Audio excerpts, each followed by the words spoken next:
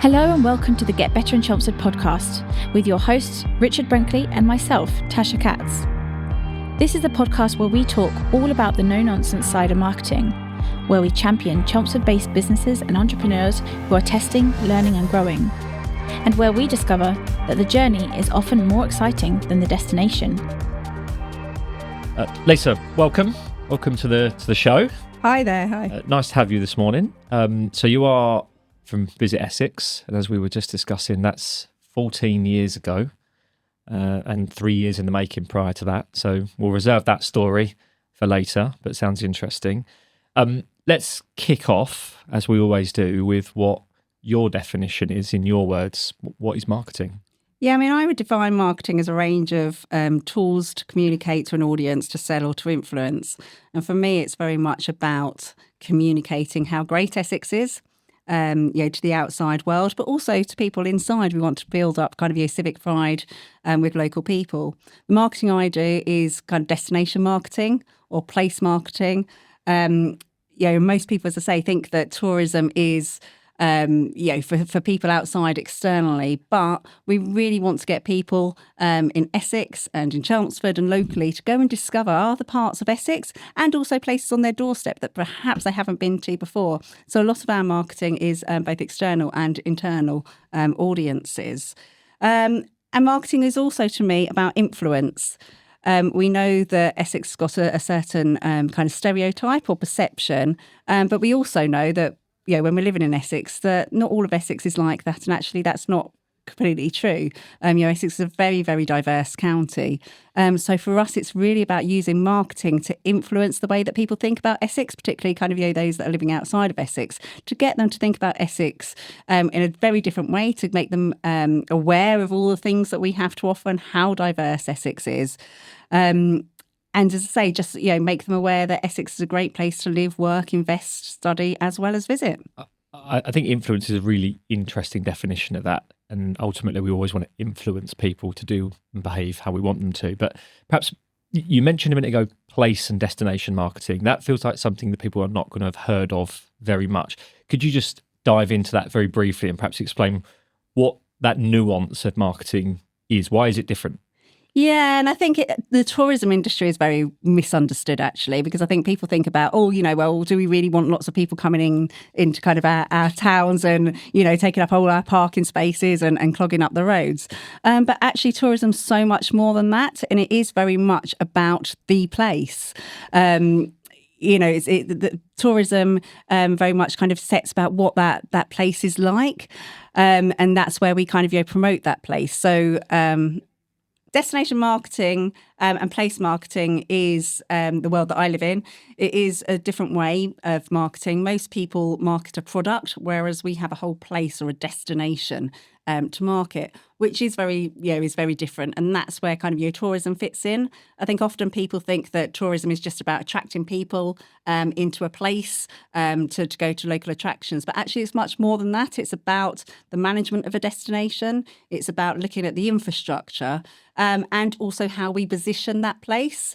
Everywhere has an identity, and it's about having an identity. Often when you think of Cornwall, even if you've never been to Cornwall, you will have an idea of what that place is like.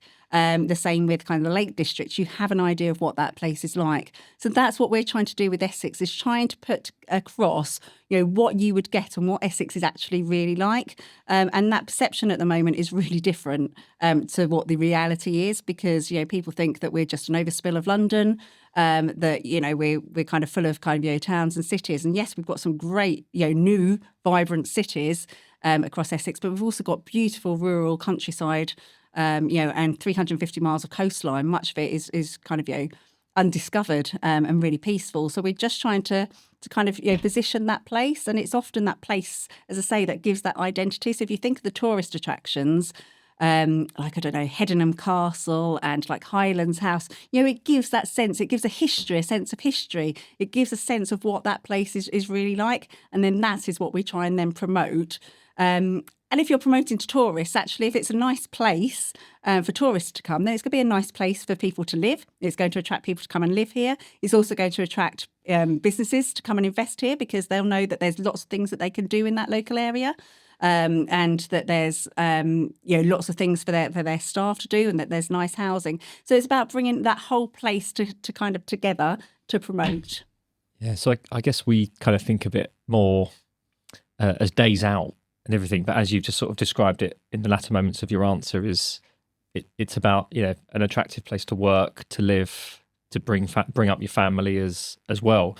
How do you fight against those stereotypes that you've mentioned as well? Because I think we've got perhaps mainstream media and news, which are quite powerful, big voices, very authoritative, and then we'll say there's little old us here trying to push against that. How big is that challenge? Because I mean, Essex has probably got some of the biggest stereotypes, I would imagine, within the country. So how do we fight against that? Yeah, it's a really good question. And it's something that we've been working on for many, many years. And I think we're starting to get there.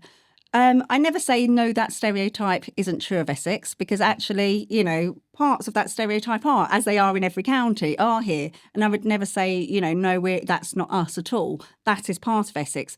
So what we try and do is just raise awareness of everything that we do have to offer. So we push things like the coast, like the rural areas, like the history and heritage, like the fact that we've got over 50 vineyards across Essex. So things that are really surprising to people, we push to just try and get that awareness. So we work very closely with the national media. We run a number of press trips and media events throughout the year where we invite the media, national press to come along and actually take them out on that journey so that they can see for themselves what Essex is like. Yeah, so is that where the influence starts then, with the channels and the distributors that are peddling that narrative of the typical stereotype? Yes, they are true in many respects, but when that's their main focus, if we can get them on the inside and show them all those wonderful things, we can give them something else to talk about, and therefore we've started our influence and the sphere of influence at that point. Yeah, absolutely. I think, in terms of that mainstream and trying to change that narrative, I always think, the media are always going to talk about us in a certain way unless we give them a new story. So that is our job, is to give them that new narrative and that new story. So absolutely, that is so critical. And I think when you look back over the years and you look in the kind of the national press and what's being said about us, it is beginning to change slowly, which is really positive. So certainly that's really important. I also think it starts at home, and it does, I keep talking about local people, but I think it's about making local people really proud. So when they go on holiday or when they talk to friends and family that are not in the county, they feel proud and have that pride about where they're living. And then it's that word of mouth that starts to spread and say, actually, did you know that, we have this? And it's about, again, arming and building, kind of ambassadors locally and arming people with that information for them to feel proud and talk about Essex in the way that we, kind of want them to talk about Essex and what reflects their Essex, actually, the reality of what Essex is. Yeah. So there sounds like there's, I mean, maybe you've got it defined somewhere, but there's loads of audiences there. So people that live here, don't live here, politicians, local councillors, maybe attraction and event owners. All of those guys are part of your plan. So that must be quite a chunky marketing strategy that you've got to wrestle with every year. Yeah, no, absolutely. We have a clear marketing plan, and we separate our audiences. As you say, kind of, we have that internal audience, which is kind of, the political kind of arena. We're a membership organisation, so we have around 250 members. So we want to recruit. So there's a lot of kind of B2B work and obviously communicating with our members. And then we tend to kind of split our kind of consumer marketing, as we call it, into kind of locals and kind of then domestic and also international. We also have group travel, which are kind of the coach groups and the women's institutes and youth UA groups, which we're trying to kind of bring into Essex for their kind of their day trips and their overnight stays and little short breaks. So, yeah, many audiences for us to kind of manage. But, yeah, it is quite a large marketing plan that we have with lots to do. I really want to talk more about that in a moment, because I think, like you said, it is a challenge. There's lots of different audiences to tackle. I wasn't even aware that we've got international visitors coming into Essex. So I think that's quite fascinating. But can we strip it back and actually take it back to, was it 2010 that Visit Essex started? How did it all begin? Yes, there was an existing tourism organisation beforehand, the Essex Tourism Association, and we had a team within Essex County Council, and I'd recently been kind of appointed back in 2007. And, the idea was to bring those together. So there was kind of a membership structure. It was also at the same time that government wrote their first tourism strategy, which with the recommendation that destinations worked in public-private partnership. So we kind of went on that basis that we wanted to build a partnership. We wanted businesses to tell us what they wanted us to do, how they wanted to be marketed, how they needed our support and their help. And in order to do that, we built this partnership so that they had a voice. So we set up a board with tourism. Some of our members are tourism businesses, and from there they kind of guide our work. But yeah, from 2010, we're a membership organisation and public-private organisation. And it's just grown since then, right? I think the latest statistic is, tourism in Essex is contributing something like 3.5 billion to the economy. Is that right? We have 54,000 people come to Essex as well, and we actually rank 16th across the country in terms of visitors that are coming in. So we're doing really, really well, and punching way above our weight. We're kind of in that. Ahead of us is kind of London and Cornwall and Manchester and some of the big cities. So actually to be 16th is really good. And yeah, people are coming to Essex. They come for the coast, and they come for kind of relaxing breaks and just to get away from it all and being outside. I think being close to London helps, but also hinders us. So with our visitors, 97% of our visitors at the moment are day visitors. Which is great. And those day visitors do tend to spend a fair amount of money. However, we want to encourage that overnight stays and that overnight spend as well, because actually, then the whole kind of value of tourism kind of increases hugely. So we're just trying to get, again, changing perceptions to think actually Essex is a great place to stay overnight. We've got wonderful accommodation, whether that be kind of golf and spa hotels, or whether that be kind of glamping or unique self-catering or lovely B&Bs. We've got a whole variety of accommodation. So we're just trying to position Essex as a place to actually come and stay overnight. And yes, if you're in London, you haven't got to travel miles and miles to go down to kind of Cornwall or the New Forest. Actually, on their doorstep, minutes away, they could get to Essex, get there early and have just a similar experience and just as good, if not better experience than they would elsewhere. And how do you target then by localities, right? So you say we get a lot of London day visitors, and we want to increase that, change that to that overnight tourism product. But are we also reaching out does Visit Essex reach out to other areas, and how do you manage that type of marketing? Yeah, traditionally we have focused on the London audience because they are so close to us, and it's an easy, and a large market to tap into, and also they receive the majority of the international visitors. So if we're kind of promoting in London and got a London Underground advertising campaign, then it's kind of Essex residents that see that and make them feel proud. Lots of people working and living in London that get to see that, as well as the international visitors. So London's always been kind of that core market because it is very easy and local market for us to kind of target. However, because they're not staying overnight, we've decided that, perhaps we need to look further afield and target destinations which are further away, which if they want to come to Essex, then actually they'd have to stay overnight because it's too far for a day trip. So we have used we've used a number of kind of marketing techniques and looked at kind of our website, looked at our kind of socials and social reach, and looked at kind of what areas to target, and also looking at kind of, the different demographics and different geographical kind of audiences as to where we think that they perhaps have synergy or would kind of appreciate our offer. And we target kind of those in Yorkshire, Liverpool, and also the East Midlands, particularly with kind of the Eastern Midlands, because we have the coast and the countryside, the coast, which obviously they don't have. So it's about kind of showing that there's a coastline close to them that they can come to and have a good overnight stay. Could you talk a little bit about the relationship between Visit Essex and perhaps the attractions or the hotels and things? Because I know so we're doing Visit Essex is doing a great job of flying the flag for Essex and to come here. But where does ultimate responsibility lie? Is it with the attractions and the hotels to rise above the parapet and say, you can stay here, we're situated in a lovely place? Or are they looking at you going, well, actually, you've perceivably got the bigger budgets than us little hotel? How does that all, what's the dynamics like? How do you work with various destinations and small hotels, big chains, big attractions, small ones? to get the right balance of whose voice is out there and what we're saying? Yeah, that's why we set up as a public-private partnership, actually. It is very much that a partnership, and we all have our roles and responsibilities within that. I always see it as kind of a bit of a chain. Visit Britain, try and get people to come to Britain. Visit England, get people to come to the England bit. We get them to come to kind of Essex. The boroughs and districts who we work with very closely as well, like Chelmsford City Council. They're one of our partners, so they very much kind of try and then get the Chelmsford audience, and then there's the businesses that try and get them to come to them.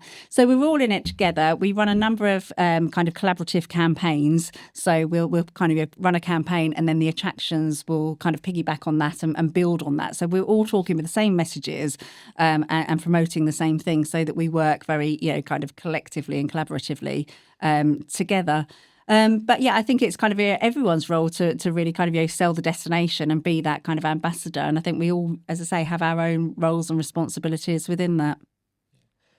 And how do we get in the top 10 then? So if we've got to make Essex a little bit stickier, and we've got to get 6, 7, 8 more places up that table, what do we need to do to our place, to our destination? What's the next thing? Obviously the overnight piece, but how do we really transform that to grow visitor numbers? Yeah, I think it is largely the overnight and encouraging people to come and stay for kind of longer breaks.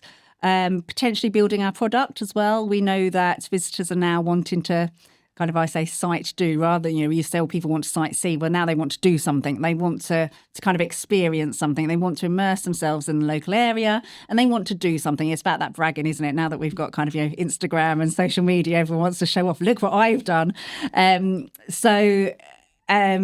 It's about building on those experiences rather than just walking around a museum. Actually, it's about having those photo opportunities. It's about, getting involved in the behind the scenes, or having a behind the scenes tour, or, actually making something. People want to take something home with them and have those kind of memories and experiences.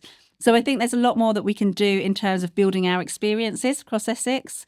You had asked around, where does the responsibility lie, and our partnership with the private sector. I think for them as well, it's about making sure that we are still, and we do offer great quality product, but I think it's also down to them to make sure that they're working with us to raise the quality on what we offer, and keeping up that quality, making sure that we're accessible and sustainable. Again, things that the visitors are now beginning to kind of really consider when they're choosing a destination.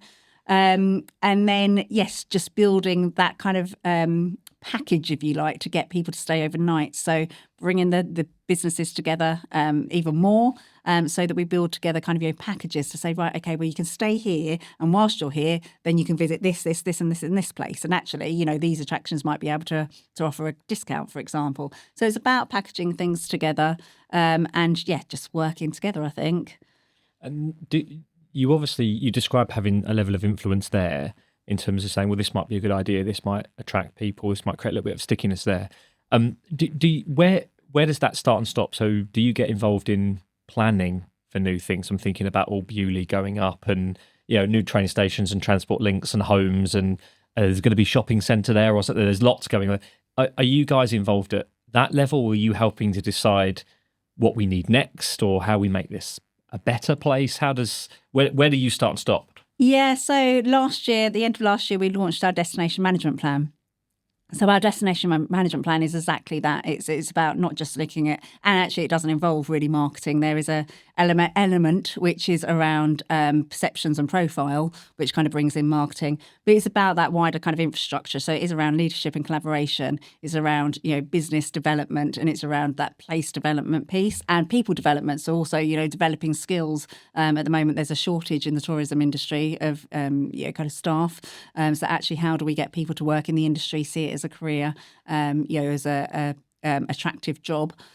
So what can we do there? And working with colleagues at Essex County Council and the skills team, and working with kind of ambassador teams to get people into working into tourism. And similarly with kind of the planning, actually, and making sure that we do have a voice around that table. So when there is kind of consultation on an area, that actually we have that say into, this is how we need to kind of build and grow tourism. And it's working with people like the rail operators, and again, making sure that they understand what the needs are for the visitors so that they can amend and look at their services accordingly going forward, and working with kind of highways to make sure that the infrastructure that people can get to the places that they need to get to, that there's enough cycle paths, and those cycle paths are good because actually that impacts on the perception of the place, as well as the experience that people have if they want to come from Netherlands to come and cycle. If there's good cycle network, then again, that's kind of a new product. So it's all of those things. Yeah, we and that's why I say, tourism is not just about kind of, getting people to come from another area and come and visit some of our attractions. It's so much more. It's about that whole wider, destination marketing as well as the destination management, actually. And that's what our destination management plan does, is to try and bring all of that together. So we have a 10-year plan as to how we think we can grow tourism over the next 10 years. And bringing in all of those different stakeholders and partners like planning, like skills teams, like highways and the rail operators and transport operators, and again, get them to understand what their role is in tourism and how important this is in order to grow our economy, and how it will also benefit local people and people working in the area. So not at all an easy job, right? There's so much, and I think it's that, there's different scales to it from what you're saying, Lisa. We're working on that national level. You're working with all these different departments from across the government and local councils. This is Get Better in Chelmsford, the podcast. If we're looking at Chelmsford and looking at the tourism specifically in this area, what kind of plans do you have, or what is the future of Chelmsford, and how does that play into the wider Visit Essex? Yeah, I think Chelmsford's a great city, and I am perhaps a little bit biased because I live in Chelmsford. The whole of Essex is great. But yeah, no, Chelmsford is a great city, and I think there's kind of real potential. And again, I think it's about kind of utilising what we have already, looking at the future and seeing where there can be kind of new experiences and where we can build on the tourism offer, but also looking at what we already have and how do we, again, kind of package that. How can we get the hotels to work more closely with some of the bigger attractions, Chelmsford City Racecourse, making sure, they've got some great events this year going on. How do we maximise that, and just kind of, really pushing kind of, Chelmsford and individual, kind of locations as a great destination. You've mentioned already just a Chelmsford City Racecourse there, for example. What are some of your favourite venues or destinations in Chelmsford? That's a tough question because there's so many. I have a young family, so we love going to Hanningfield Reservoir because it's just around the corner from us. Yeah. And Highlands House, and now they've got Go Apes is a great experience. I think for me that my very favourite place is RHS Hyde Hall. Bit of an obvious one. It's one of our largest attractions in Chelmsford. But it's just such a great place to be. It changes with the seasons, so whenever you go back, there's always something different to look at, and it always feels very different. And it's a nice, lovely, safe environment for my children to kind of run free, and it just has a lot of kind of memories for me. Each year, my children buy me a membership card for this, so we go there quite a lot. It's a great present, yeah. And I think Chelmsford itself kind of reflects exactly what you said about Essex being so diverse in what we can offer. You've got so much. We've got the Chelmsford City Centre, of course, and then we've got, like you said, RHS Hyde Hall. We've got that kind of outdoors space, Hanningfield Reservoir, and everything. It's really a lovely location, really, to come visit, isn't it? It is, and places like Papermill Lock, and as you say, I think people often think of the city centre, and it is a great city centre, but also on those surrounding areas, there's so much more as well. Do you think a big part of, because you talk very passionately, right, about Essex, Chelmsford, and partially because you've been doing the role for, I guess, 14 to 17 years, how much of your love for the place and the experiences that you had here goes into your job? Like, could you do it if you didn't love it so much or couldn't talk about it like that? How much is your personality part of your job? Yeah, absolutely. I think, I think it's hard to find someone, as passionate as me. I'm so passionate. I'm not from Essex originally. I'm from Margate in Kent, but my children are obviously now born in Essex in Chelmsford. And this to me now is home, and I'm really passionate. I think. It's such a great job because it's such a great county to promote. And yes, I think without my passion, perhaps, I wouldn't have pushed it so hard. But I I think, that passion carries you a long way. And I'm very fortunate to have an extremely passionate team as well around me that, are equally as passionate. So, working together, all of us, it's great that we can kind of fly with it. Is that when you go through the process of finding new people to come into the team, is there experience of the local economy and attractions and, not necessarily being born and bred here, because apparently that's okay that we're not. Is that how big a role does that play in recruitment? How do you find those good people? Because it's skills on paper versus attitudinal stuff. Yeah. How does that work? Yeah, and actually, the majority of my team have had experience within tourism, but for me, that's not essential. It is very much about that passion. It's about do they understand? Done a bit of research, and do they understand? A bit about kind of the tourism industry and what attractions are there, but also how they talk about Essex, and it is about that passion which I absolutely look for. I think that has to transfer, especially because we've already discussed it, haven't we? Those two very different consumer markets. We've got London and beyond and international even, but that civic pride, how do we encourage that in people that live, I'm from Essex, I've lived here most of my life, and it is one of those things, when you go off to uni or you go off to different places and you meet different people, you always come across that stereotype of people from Essex. How do we encourage that civic pride, and how do we get more locals enjoying our surroundings? Yeah, I think, again, it's about raising awareness of everything that we have to offer, about giving some of those kind of unique facts so that people can say, well, actually, did you know, Chelmsford's the birthplace of radio, making sure that people know that so they can talk about their place with kind of passion. And then for me, it's about getting them to go out to some of those attractions and building up their memories and their experiences. So, we had a great day out, or we take our family here, or we tend to go there for our summer holidays and talk about some of those places. So for me, it's very much about getting people to go and discover some of the places that are on their doorsteps. We have a campaign each year called the Big Weekend, whereby last year we had 70 different businesses, attractions and hotels and restaurants give away offers to encourage people. So they gave away free tickets, which local Essex residents could then bid for. So we had 10,000 people bid for kind of tickets, which was great. And then during the big weekend, during that specific weekend, they could go and redeem their vouchers and go and see those places that they've bid for. So if they were successful. So that's a way of getting people to go and look at those places. 67% of our visitors are now visiting friends and relatives as well. So we have a lot of people that are coming to see their friends and family. They don't always stay with their friends and family. And I know I spend a couple of days with my family down in Margate and Kent. And I kind of think, why didn't we stay at a hotel?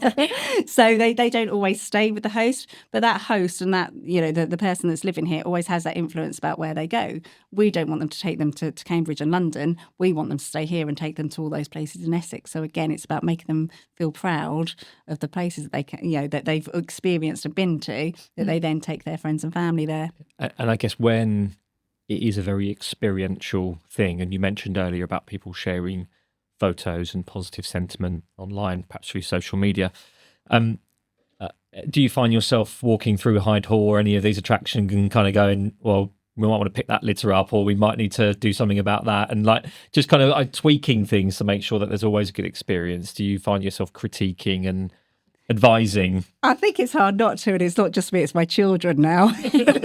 So that they'll walk into an attraction or a hotel and start looking through leaflets, and if there's leaflets for Norfolk or Kent, they're like, why have we got these leaflets, not Essex leaflets in this leaflet rack? We shouldn't be promoting other counties, we need to promote Essex. So I think it's hard not to, and it's hard never to switch off from the job, because wherever I go, I remember on our honeymoon, walking around various places and me checking out all the tourist information centres to see if I could get new ideas, which wasn't particularly my husband's idea of how we were going to spend our honeymoon.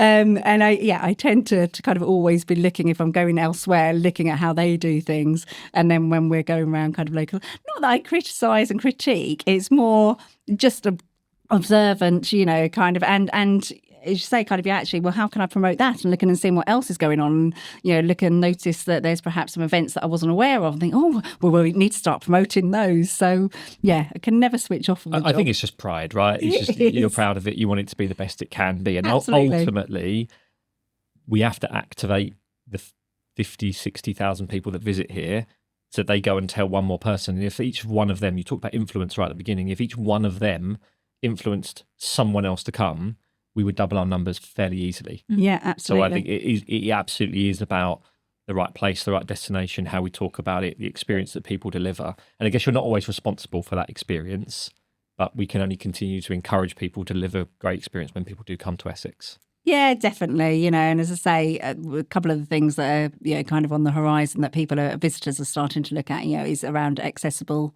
kind of tourism, making sure that everywhere should be accessible and inclusive. But how can we kind of take that up a notch, and also looking at that sustainability as well. And I think there's a lot around kind of ecotourism. So we want to, our role is to support and look at what schemes are there to support and coming up with kind of ideas to support the industry to take that on, because actually, they're often, the majority of them are very small businesses. We're talking about kind of, very small businesses, micro businesses that are in the tourism industry who, have faced such a challenging time. They've come out of COVID straight into an economic kind of, crisis. And it's been really tough. And they're, and as I say, there's been staff shortages and many things that they're kind of facing at the moment. So our job is to try and tell them what's out there and what support there is, and try and find ways, try and look at those kind of common problems. Again, a lot of our role is around lobbying. So, talking to Visit England, the National Tourist Board, and other kind of trade groups like the Tourism Alliance, to make sure that people are aware of what's happening locally and the issues that we have, which do tend to be replicated across the country. They're not unique to us, but just making sure that we have a voice in that and we're representing our industry, and just, kind of supporting them really through that. Lisa, you've given us so much food for thought. It's been such a lovely time chatting with you. And actually, I think for a lot of our listeners, Chelmsford-based businesses especially, it's probably worth, checking out Visit Essex, because like you say, it's very much a community effort. There's a lot that goes into building up that civic pride and to driving forward, the tourism industry in our county.